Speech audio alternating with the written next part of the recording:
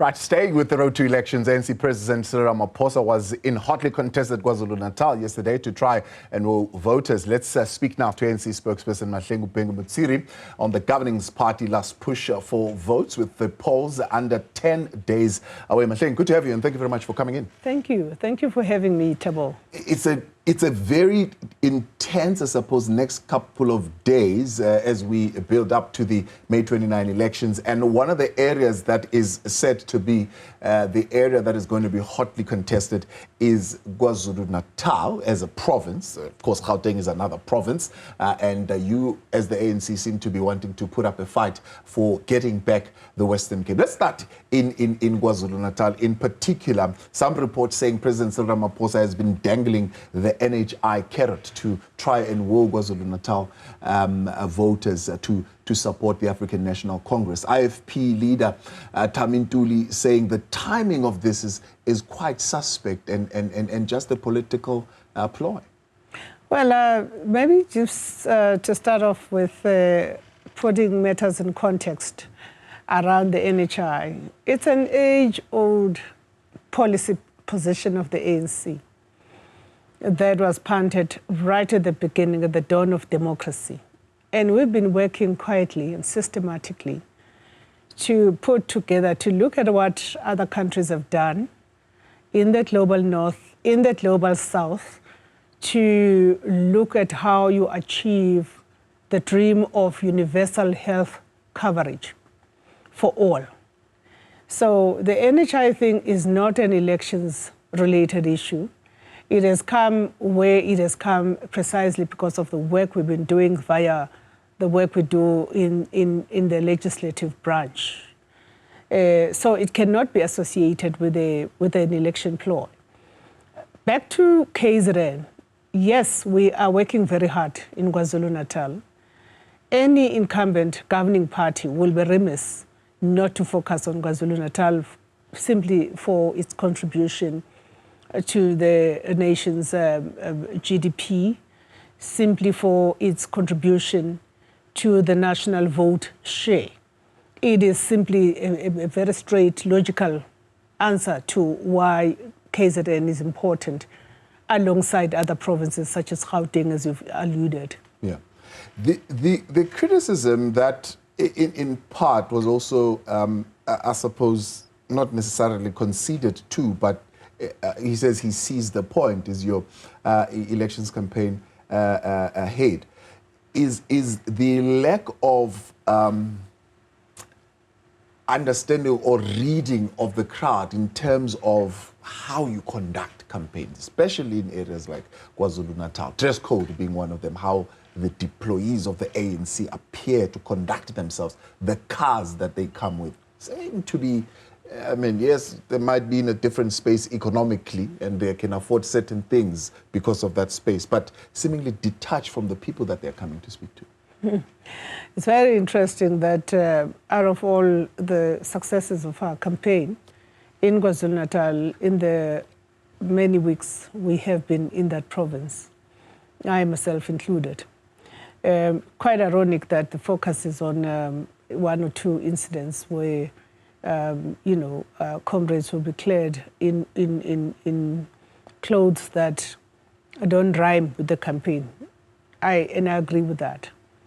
But I do think that there's a bigger story here. You have an army of about over 500 volunteers, over 1,000 volunteers doing the work, from National Executive Committee members, the President himself, former President Mbeki was there, former Deputy President Mabuza is there even now, all of them, and a number of other senior leaders who are veterans, Jeff Hadebe and others, literally working quietly on the ground, that we could be defocused and focus on that. So do you think that investment has in a way paid off? Because I mean, there are others who would say you are having a very difficult time there with the IFP wanting to take over the position at least of lead in the province, if not a very strong official opposition. Well, I think we've got a strong showing in KZN. If you went to parts of where some of us went to, Umvoti sub-region, that used to be led by the party of Philani Mavundla. If you went to Herikwala, Moses Mabida, General Kizenga, and all of that. If you went to the gravesites, the pilgrimage by the president and the former President Mbeki, to the gravesites of the first president of the ANC, John Langalbalele Dube, Umafuzela we Africa. And if you witnessed the extent to which the people of KwaZulu-Natal are yearning for the ANC to be re-elected into government, you would know that our ground war is won as it is. Let's go back to the NHI question. There is a sense that, especially from the Democratic Alliance, and John Steiner is saying President Cyril Ramaphosa is beginning to backpedal on the NHI and not taking that hard stance anymore, by him saying that he's willing to engage on some of these issues of the There's NHI. absolutely no backpedaling on the part of the president. If there's any policy stance that has been taken by the ANC, and there's one policy stance that has been communicated by the president. You know, the president's tone is usually quite measured. But where he speaks about NHI, you know exactly that this is something that he is resolute about. So I'm not certain that John Steenhuisen is reading correctly. The willing to consult tone is correct. A government has got to do that anyway, especially given the plurality of voices in society. But the principle of the NHI, we are really unrelenting about it. What are the things that the president is willing to engage on? Because one of the Sunday papers certainly reporting on that to say, no, the president says he's open for engagement.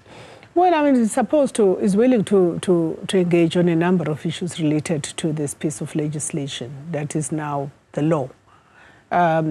Matters of financing of NHI, the relationship between the state, the public health institutions and facilities vis-a-vis the medical schemes in our country, how we coalesce the effort in support of the NHI. I would imagine those will be just some of the things that he's willing to engage about. Because I think it's important that we have consensus in society as far as this matter is concerned. It must also be remembered that this was actually foregrounded around a very strong public participation element. But notwithstanding the public participation element, if there are questions, if there are issues to be engaged with, I'd like to believe that the president has got to have an ear for those. What about those who are challenging the likes of yourselves, the likes of the president, the likes of other ministers and top members of the NEC to say, you are actually the ones who are the beneficiaries of the medical aid scheme programs, because most of you, if not all, have medical aids. And yet you are unwilling to tear your medical aids and show your support and actually put your back behind this thing called NHI. Well, I wouldn't know about that. I'm not on any medical aid, for your information. I actually will be one of the beneficiaries of NHI. I just have a hospital plan, but not the full set of what a Discovery medical aid would afford me.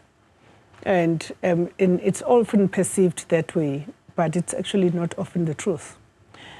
That being said, the interest in this discussion must be the interest of the people of South Africa that needs to be served, especially those that may be missing between a medical aid and basic primary health care.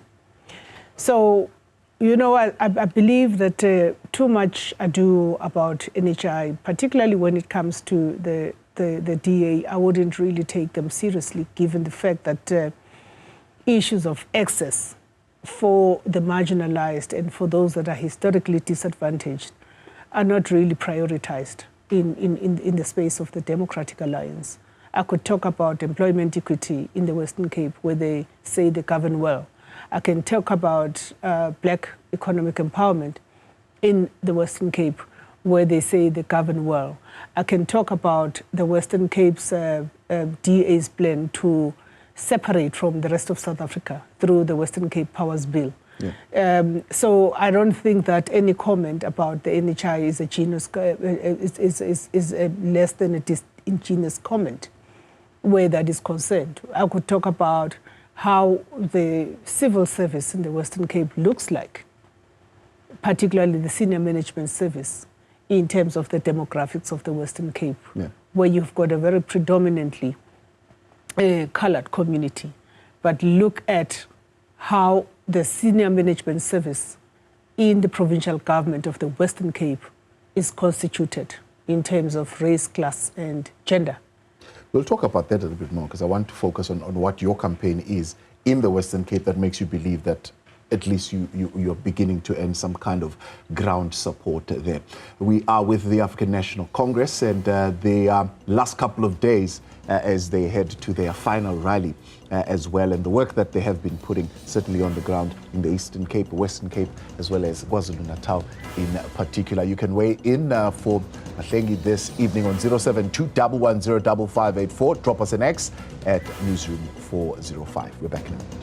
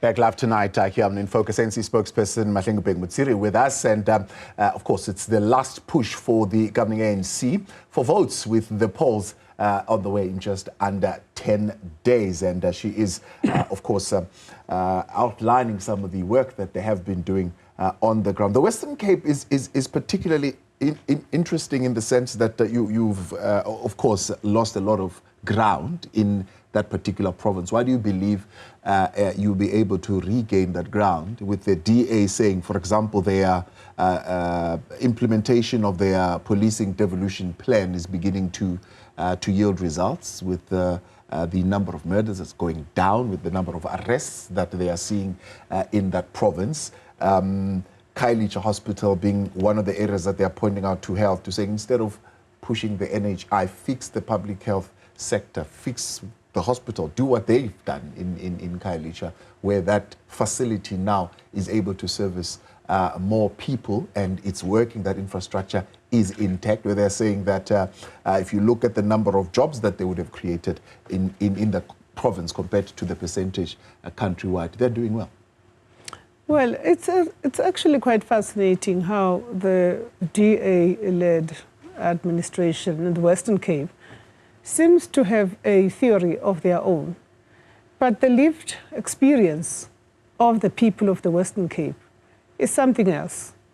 Just some weeks ago, I was in the Western Cape in Philippi with the president, as well as Khayelitsha, as well as Gugulethu, with the president. The stench, as soon as you drive into the township, is unbelievable. You even ask yourself, how is it that our people are living under such conditions. If there's any, green shoot that they're speaking about in terms of Khayelitsha Hospital, it remains to be seen, because if you look at the surrounding environment, water, drainage system, sewage system, I wonder how that can be called a success story. And, because whatever you put in, whether you put in a new school, it's got to be looked at around the concept of a district development model, which says you get to build a school, make sure that there are roads, there are facilities, the sewage, infrastructure, and so on. So I'm not certain that that perspective exists in the Western Cape. Secondly, the Western Cape recently passed a Western Cape Powers Bill with an intention to secede or separate from South Africa, going as far as wanting to invoke international relations powers, something unheard of from a province that is governed by one country's constitution that talks about a unitary state. From where I'm sitting, it didn't receive widespread support, certainly that move. Yes, but notwithstanding, it was put out. And it will still be pursued after elections, unless it is withdrawn officially by the DA. An attempt to create the Western Cape as an Orania of South Africa. Now, we are already experiencing instances of Orania, given what you see in Philippi, where people have been without clean water forever, where it's where sewage is at the order of the day. Where you can't just wash your hands everywhere and you have to buy still water, and our people don't have means and resources to achieve that. So I'd really be suspicious of any commentary by the DA around the NHI, for starters, as to whether they even understand what the full intent of the NHI, and secondly, whether there's a complete comprehensive understanding of how primary healthcare and tertiary healthcare in the Western Cape ought to be utilized to the benefit of all and not some. But that notwithstanding, you have not been able to convince the Western Cape voter to come back to the ANC. Yes, we've put out a very strong campaign in the Western Cape, I must say. In the longest time, this has been one of the most aggressive campaigns, because we're determined to win back the Western Cape. We're determined to rally those progressives that are in the Western Cape. We have been active in the Palestinian solidarity movement, not just by words, but we've acted. We've been on the ground. We've done a lot of work with Muslim communities in the Western Cape. And the good thing about that from the ANC is that it's not something we started doing ahead of elections. We stood with the people of Palestine when nobody was willing to talk about it in this country. That seems, though, to be your only horse at this particular point. And your focus on the DA has also taken your eyes away from the Patriotic Alliance, which is seemingly gaining ground in that. Well, our other horse, Thabo, is the revival of our organizational structures in the Western Cape. You would remember that we had task teams and all of that. We now have fully constituted bodies in the mother body, in the leagues and all of that. So our structures are intact and they're working very hard, whether it was an election or not an election. And the ANC always relies on its organizational capacity, because we're stronger when our organizational structures are stronger. In fact, one of the reasons we're going to win this election is because of the strength of our structures. We no longer have a youth league that is in a hiatus of sorts. We no longer have a women's league that is run by a task team. We no longer have a COSATU that is trying to claw back. We no longer have a SANCO that is invisible or is divided. We no longer have a youth league, and you can go on and on, a SASCO, all of that. During this period, since the 22 conference of the ANC, the process of revival began And it has gotten us to where we are today, such that our elections machinery is massive because we have structures that are intact. And that forms part of the renewal program of the ANC. It's one of the, if you were to performance manage the ANC in terms of its renewal program, you'll have to look at that. Yeah. So the Western Cape is no different. We're now relying on all these permanent structures to unleash what they need to unleash for us to be able to make significant inroads in that province. What do you make of the allegations that the ANC, one of the ways in which it believes it will be assisted to win these elections is by bringing in a party like Zanu PF to assist them to subvert democracy processes in the country?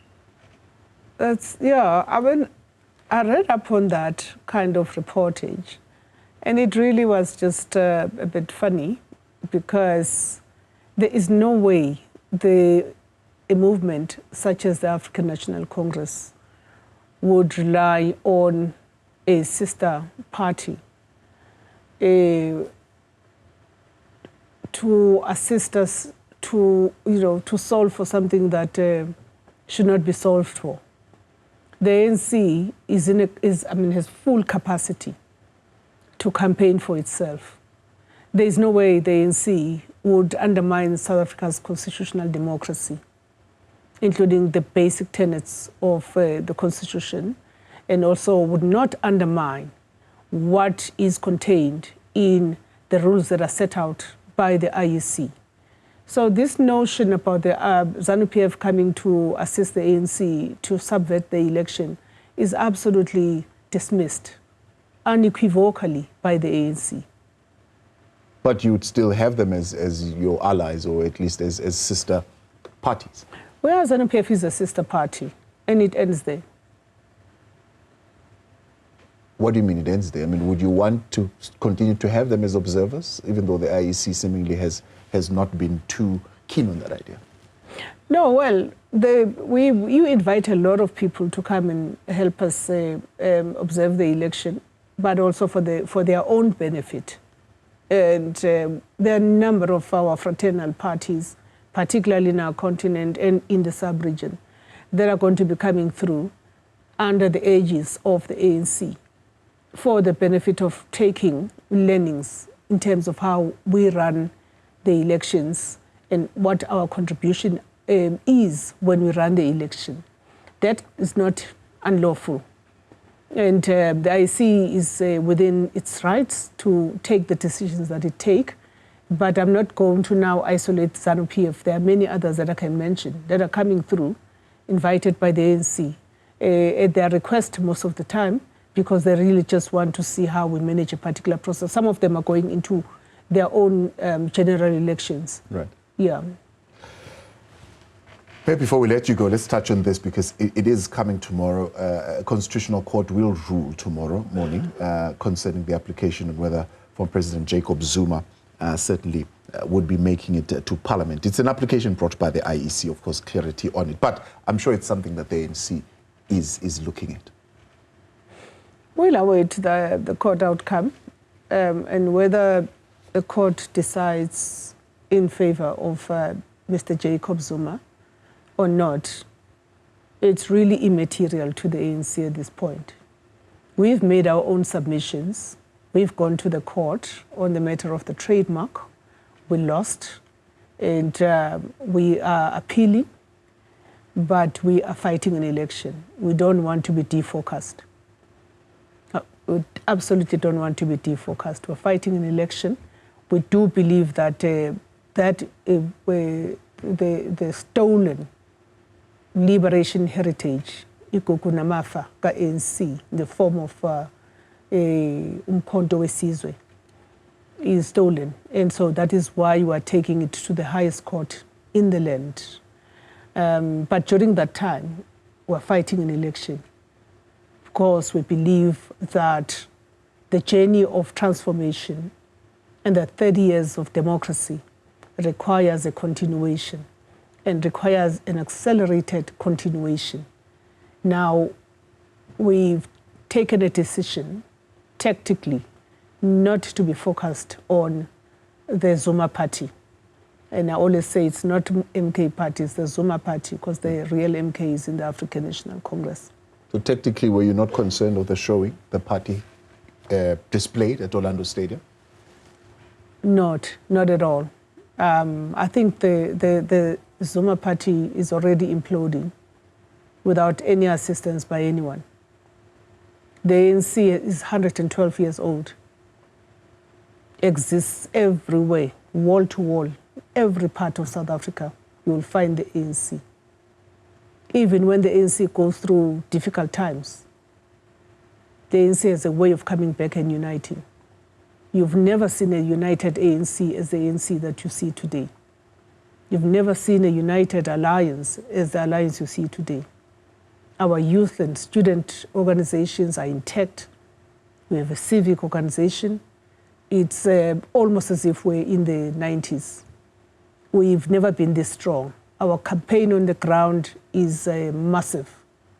It's almost as if we're campaigning alone, because we take this thing of making sure that the dream of freedom is not deferred for those that have not tasted the dream of freedom. Okay, appreciate your time. Thank you very much for coming on. That is the spokesperson there of the African National Congress, Mahlengi Bhengu-Motsiri, with us tonight. Right, stay with us. We'll continue in a moment. The Minister at Home Affairs, Dr. Motsoaledi, my guest on the work that took place this past weekend, but most importantly, challenge to his panel that is going to be looking at work to amend the electoral code. We'll speak to him on those issues. Let's look at some of your WhatsApp messages coming through. 072-110-5584, 072-110-5584. This is what you had to say to this. You're saying, Karamateng, the ANC will win the coming elections with an outright victory. A lot has been done for the past 30 years. We suffered during apartheid for more than 100 years. In 30 years alone, the movement has done a lot. Don't be shaken by these Mickey Mouse parties. The ANC is our movement. That is Fitahomu Tubatsi, a municipality, Zondi, in that province there of Limpopo. Much appreciated. Thank you very much for your messages.